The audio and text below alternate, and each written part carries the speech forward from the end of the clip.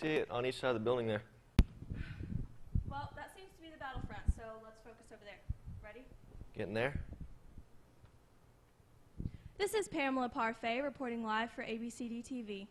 We're on the scene of a previously reported disturbance, which you can see is still raging behind me. The violence which has broken out seems to be limited to the ground surrounding the church, although we're still unable to determine the cause of conflict. It could be anything from gang warfare terrorists, but we just don't know. Considering the attacks on the freedom of Christians to speak out concerning what the Bible has to say about sin, it's a good bet the believers are undergoing persecution for standing up for what they believe. Just a moment. It seems we have an eyewitness. Excuse me, ma'am. Can I talk to you for a minute? Yeah, what do you want? Pamela Parfait, ABCD TV. Can I ask you a few questions? Sure, but hurry up. I'm getting out of here. Thanks. First, who are you? And do you belong to the church where the battle is raging? No, I've just been visiting for a few months. I already sent my kids away to safety, but now I'm getting out of here. I don't even want to fight, but I'm scared I'll be shot by one side or the other. And what's going on here? Who's fighting? Isn't it obvious? It's a church war.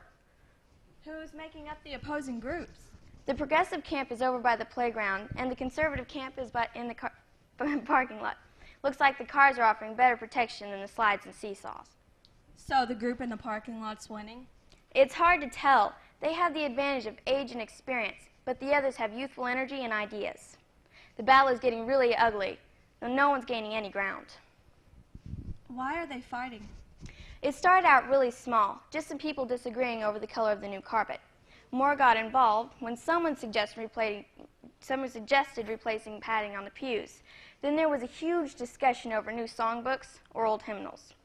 It stayed small and indoors, but now it's broken out and there's a full-scale battle. So this is about minor issues? How could that lead to the all-out battle like we're seeing? Well, no one wanted to admit that the other one was right, and there was no compromising. With the church at the center of the fighting and the building taking most of the brunt of the artillery, how long do you think it's going to stay standing? Well, I don't think it can escape from being destroyed. Where will all the members go? I don't think anyone's thought as far that ahead. All I know is that there's going to be a lot of losses. Whoa! That's it. It's starting to spread into the neighborhood. I'm getting out of here and never coming back. You might not want to get too close. They might start shooting at you. Well, we seem to have a confirmation that the conflict originated in the church and threatens to engulf the surrounding homes. We're still working on getting the whole story. Excuse me, Whoa. sir, I'm with the Excuse TV station. Can I have a word with you, please? Let me get my second wind real quick. So, we've been watching the battle from over here, but you came from the heart of the conflict. Whose side are you on? I'm on the side of the right. And what's your side fighting for? What are you hoping to accomplish here? We want to do God's will, and God's will is that we use His money wisely and spend it on the best. His house should look and sound better than any of the other churches around. New carpeting, new songbooks, new padding in the pews, new everything. I'm a little confused here. If the other churches are also God's house, why are you trying to make them look bad in comparison? You ask the dumbest questions. Ours has to look better than the others to show that God is more pleased with us than them. And that's determined by who has more money. Exactly. The more we spend to look and sound good, the more we show that we are making God happy and that we are doing His will. And the more that we do His will, the more money we'll have. Our reasoning sounds a little circular. So you feel that God is on your side, but not the other side. Of course He's on our side. Our side is the right side, and God is always on the side of the right because He's always right. And when God's on your side, you're on the winning side. Well, then why aren't you winning?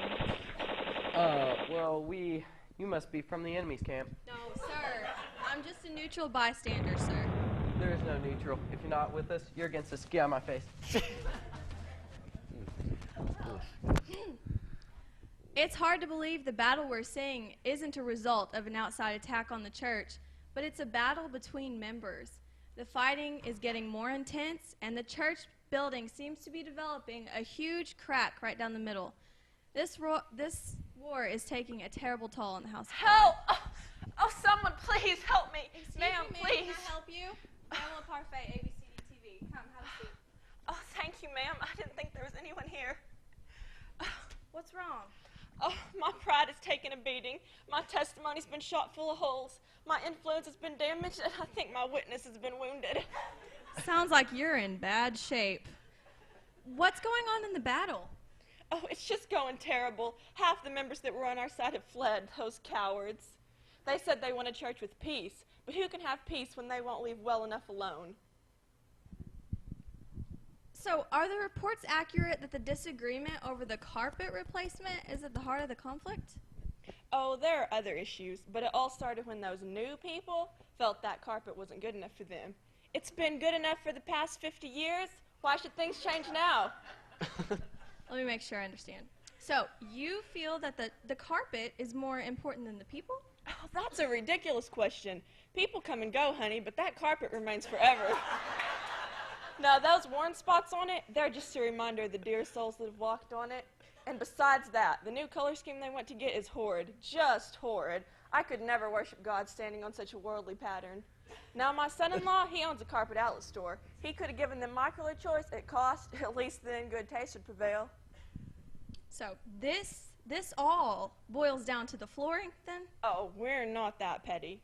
See, those same people wanted new padding in the pews and to replace the old hymnals with new songbooks.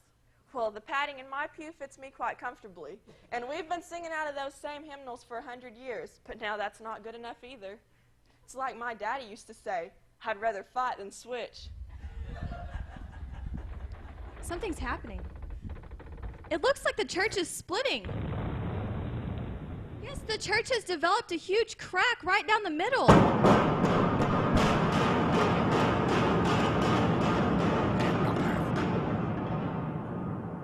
What's happening? The church is falling apart.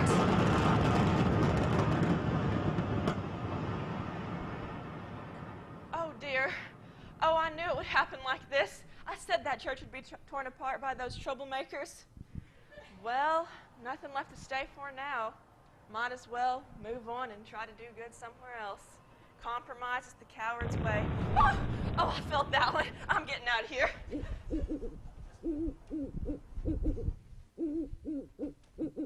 Well, the volleys seem to have stopped for now. There's a quiet on the battlefield. I wonder if it's over, and if so, who won? A survivor is making his way out of the war zone. Excuse me, Pamela Parfait, ABCD TV. Sir, who are you, and what side are you on? Well, I'm the pastor. Or at least I was the pastor. Well then, Pastor, the war is over, and who won? I'll tell you who won. The powers that were behind it won.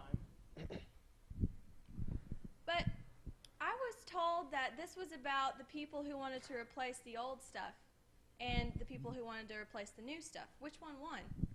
Neither one. You know what? Satan was the winner in this one. He's the only true one. He was the one behind everything. This conflict, he's the only one that benefited from it. I've been told the conflict came from a disagreement over the carpet, though. Are you saying that there's more to this story? Yeah. Carpet and trivial changes were discussed, but willful pride, backbiting, and hunger for power, that blew it all out of proportion. I tried to keep the peace, but I wound up getting attacked by both sides. I was caught in the middle. It's only a few responsible for this battle. Everyone else was just a casualty of the war. But that was the house of God. How could this happen? I thought Christians were supposed to love one another. Yeah, and a lack of love is what caused all of that destruction. The Bible says, let all bitterness and wrath and anger and clamor and evil speaking be put away from you with all malice. Be kind one to another, tenderhearted, forgiving one another, even as God for Christ's sake has forgiven you. Even an important disagreement over doctrine could have been handled with love and maturity. But this, to see so much damage from such unimportant matters, makes it even more tragic. What are your plans now? This is over. Plans? I have no plans. They've been blown to pieces. Preacher, I miss my friends. Can we go back now? I'm not afraid though. You know what?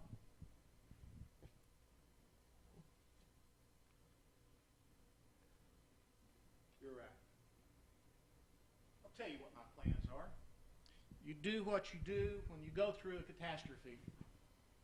From the ruins of this destruction, we'll start over.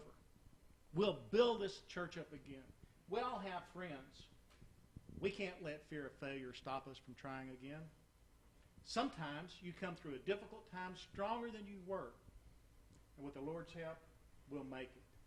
Now, if you don't mind, Pamela, we're going back to see if there's any left behind that need their wounds tended to. Thank you, Pastor, for your encouraging words in this dark time. May I say, God bless you. Oh, he has. And so, the battle is over. But the war between the church and her unseen, eternal enemy rages on. If we can come away with anything from observing these events, may it be this. Choosing sides is more than a question of who we agree with in the church, but it's making a choice between right and wrong. May we all decide the right path to take. I'm Pamela Parfait, reporting live from the ABCD TV. Don't see a story like that every day.